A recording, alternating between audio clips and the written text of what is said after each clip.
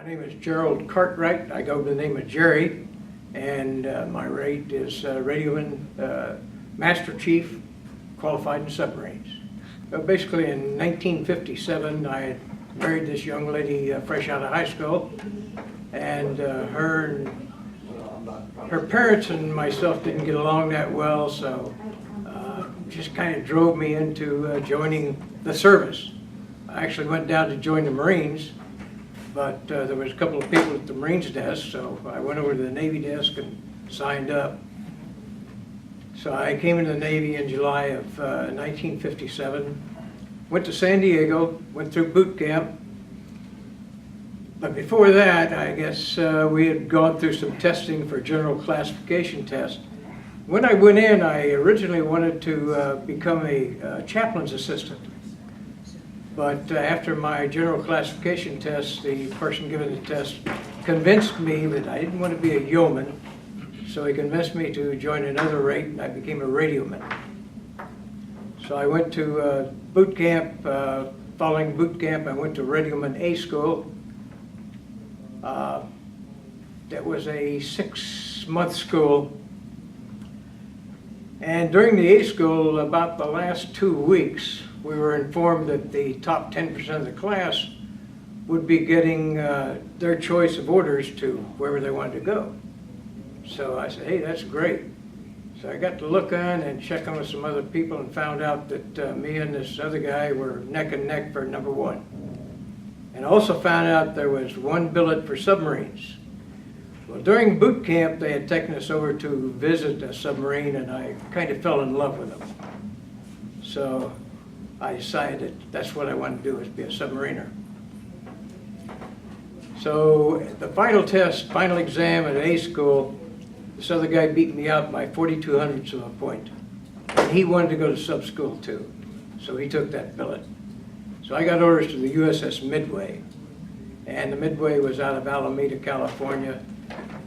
So it was Memorial Day weekend. I went up to join the Midway. Midway came in, and I went aboard and really enjoyed my time aboard there.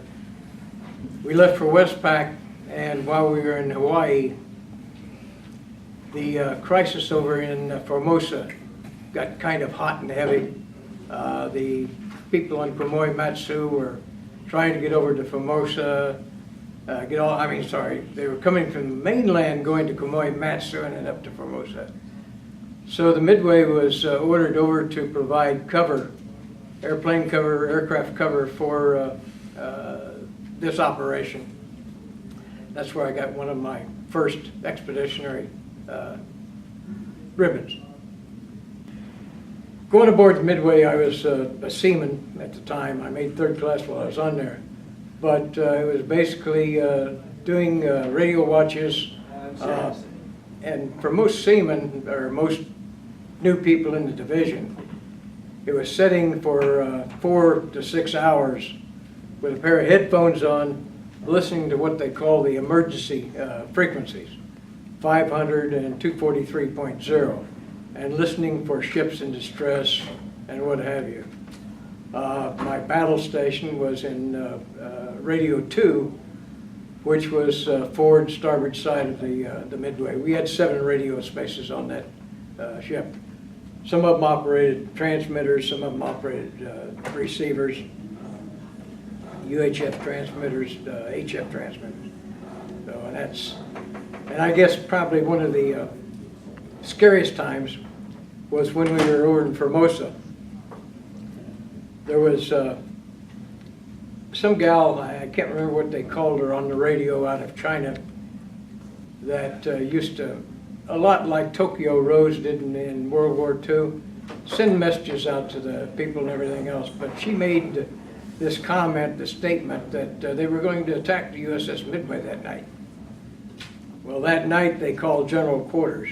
So we were all pretty shook up, pretty fresh people, and running across the decks trying to get to our battle stations. So it was very interesting. Most of the time, our mission was basically to launch aircraft to protect the people coming over from the mainland. And we kind of laid off probably 200-300 miles so that we weren't in harm's way. So it's pretty much like that. One thing I remember about on the Midway is on the Westpac, we pulled up and came to all stop in the middle of the Pacific and went swimming, had swim call.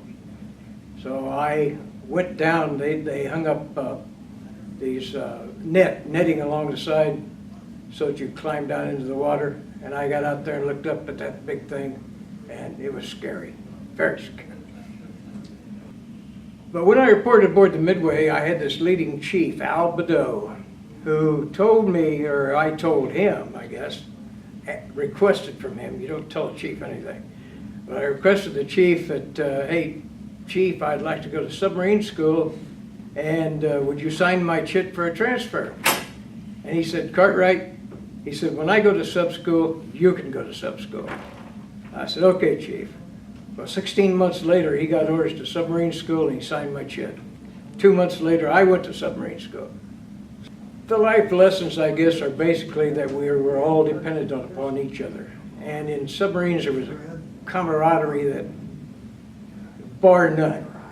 You knew that the guy sitting next to you, working next to you, whatever, could be your lifesaver someday. And it happened on quite a few occasions that somebody would step in and right things that had gone wrong and save the boat, save the crew, save the life of everybody else around it.